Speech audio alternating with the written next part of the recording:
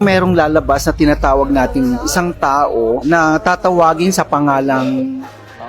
Savior. Isang lalaki ang mamumuno na matangkad, maganda ang personalidad ng lalaking ito. Meron siyang alagad, kung bibilangin ko,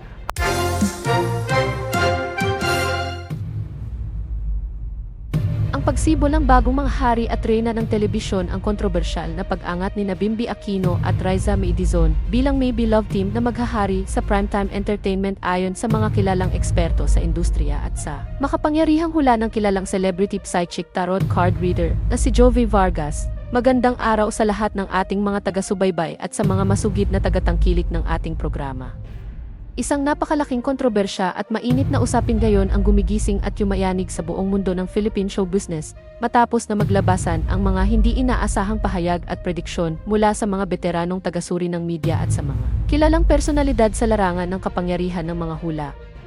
Ang balitang ito ay mabilis na kumalat at nagdulot ng napakaraming reaksyon sa lahat ng plataporma ng social media, kung saan mariing ipinapahayag ng sikat at kontrobersyal na celebrity psychic at tarot card reader na si Jovi Vargas na ang susunod na hahawak ng korona at trono sa primetime television ay walang iba kundi ang tambalan ni Bimby Aquino at Riza Maydizon. Ang nasabing tambalan na binansagang May Beloved Team ay hindi lamang itinuturing na isang ordinaryong proyekto sa telebisyon, kundi sinasabing ito ang magiging pinakamakapangyarihang tambalan na magtatakda ng isang entirely bagong mukha at direksyon sa buong industriya ng Philippine broadcasting at entertainment sa mga darating na taon.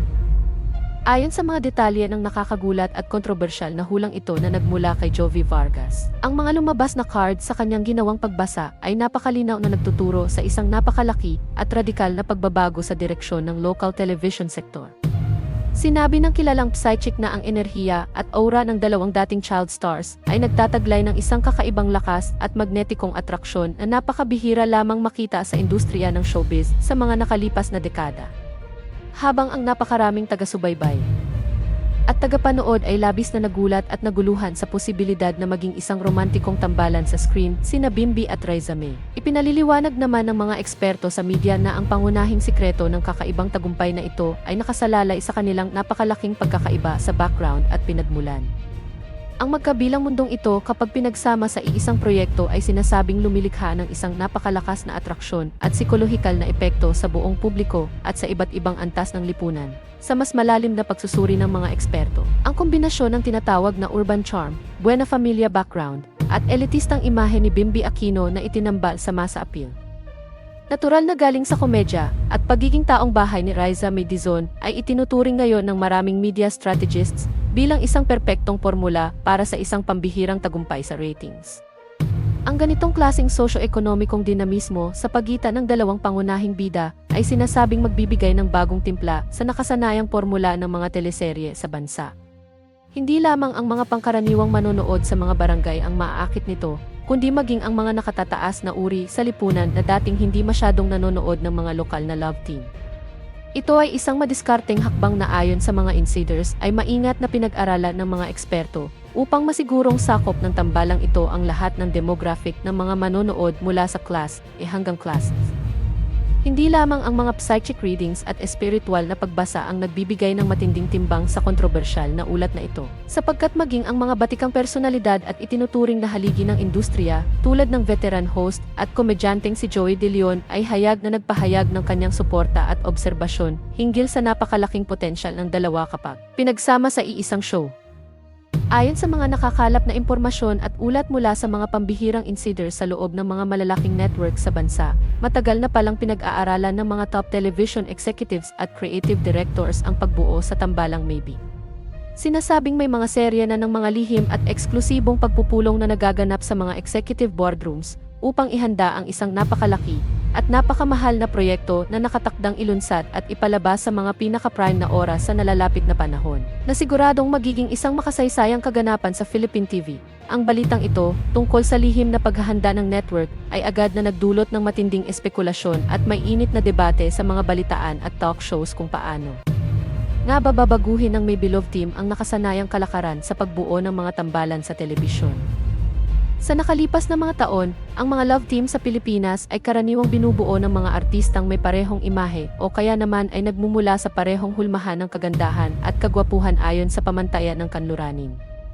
Ngunit sa pagkakataong ito, ang pagtatambal kina Bimbi at Riza May ay itinuturing na isang matapang at direktang pagbasag sa lumang tradisyon. Ito ay isang hakbang na pwedeng magbukas ng pinto para sa mas makatotohanan at mas magkakaibang uri ng mga karakterization sa ating mga teleserye at pelikula, na nagpapakita na ang tunay na chemistry ay hindi lamang nakadepende sa pisikal na pagkakapareho, kundi sa kakaibang koneksyon sa pagitan ng dalawang tao, sa kabila ng napakaraming positibong hula, suporta, at sigla mula sa ilang mga itinuturing na icons ng industriya. Hindi rin naman maiiwasan ang paglitaw ng mga matitinding batikos, pagdududa, at kontrobersya mula sa mga masusungit na kritiko at ilang pangkat ng mga tagapanood. Marami sa mga netizens at taga-subaybay ng showbiz ang hayag na nagtatanong kung mayroon nga bang tunay at organic na romantikong kimika ang dalawa o ito ay isa lamang napakalaking gimmick ng mga network producers at public relations teams upang makuha lamang ang atensyon ng buong publiko at pataasin ang bumababang ratings ng telebisyon. Ang usapin kung paano nga ba tatanggapin ng pangkalahatang masa ang isang tambalang halatang nagmula sa dalawang magkaibang mundo ng ating lipunan ay patuloy na nagiging pangunahing paksa sa mga pampublikong forum, mga komento sa social media, at mga panggabing showbiz programs. May mga matatapang na pahayag din ang ilang mga tagasuri ng kultura at media na nagsasabing ang ganitong uri ng pagtatambal ay napakapilit, hindi likas, at malamang na hindi magtatagal kapag nawala na ang elemento ng pagkagulat ng publiko. Ayon sa kanila, ang panandaliang kuryosidad ng mga tao ay maaaring magdulot ng mataas na rating sa simula, ngunit kapag nagsimula ng umere ang mismong kwento at kailangang magpakita ng totoong emosyon at lalim sa pag-arte, maaaring magkaroon ng lamat ang tambalan kapag hindi ito naging kapanipaniwala sa mata ng mga manonood. Ang pangambang ito ay lalong pinatitingkad ng katotohanang kapwa sila lumaki sa harap ng kamera sa magkaibang mga format ng programa, kung saan si Bimbi ay kilala sa kanyang mga candid lifestyle interviews, habang si Riza May naman ay nakilala sa live noontime variety shows at komedya. Sa kabilang banda naman ng debate, may mga naniniwala at nagtatanggol na ito na ang pinakamatalino at pinakamakabagong hakbang sa larangan ng media marketing at television programming sa kasalukuyang panahon. Sa gitna ng matinding kompetisyon mula sa mga online streaming platforms at internasyonal na nilalaman tulad ng mga kadrama at western series, ang mga lokal na network ay kailangang gumawa ng mga radikal na desisyon upang muling maakit ang atensyon ng pamilyang Pilipino sa tradisyonal na telebisyon. Ang paglikha sa May Beloved Team ay itinuturing ng kanilang mga taga-suporta bilang isang masterstroke na magpapanatili sa kaugnayan at kapangyarihan ng Philippine Free TV sa gitna ng mabilis na pagbabago ng teknolohiya at panlasa ng mga audience ngayon, habang patuloy na nagtatalo ang mga tagasuri, ang mga akademiko, at ang buong publiko sa totoong motibo sa likod ng kontrobersyal na proyektong ito. Malinaw na ang balitang ito ay nagdala ng isang bago at hindi maikakailang sigla at matinding interes sa hinaharap ng Philippine television. Ang makasaysayang transisyon ni Bimbi Aquino at Riza May mula sa pagiging mga paboritong batang artista at child icons ng bansa, patungo sa pagiging mga pangunahing bida at romantikong tambalan ng primetime ay isang kwentong patuloy na babantayan, pag-uusapan, at susubaybayan ng buong bansa sa mga darating na buwan, kung ang mga mahiwagang hula ni Jovi Vargas at ang mga matatapang na prediksyon ng mga kilalang insiders sa industriya ay ganap na magkakatotoo sa hinaharap. Ang May Beloved Team ay hindi lamang magiging isang simpleng sikat na tambalan sa telebisyon. Sila rin ang magiging bagong simbolo, pamantayan, at sukatan ng tagumpay, kapangyarihan, at impluwensya sa buong industriya ng media at entertainment sa Pilipinas. Ang natatanging kwentong ito ng pagtatagpo ng dalawang magkaibang mundo sa ilalim ng ilaw ng primetime television ay siguradong mag-iiwan ng isang malaking marka na magbabago sa kasaysayan ng ating showbiz magpakailanman. Manatili kayong nakatutok sa ating channel para sa mga susunod pang mga eksklusibong ulat at pagbubunyag ukol sa kontrobersyal na paksang ito.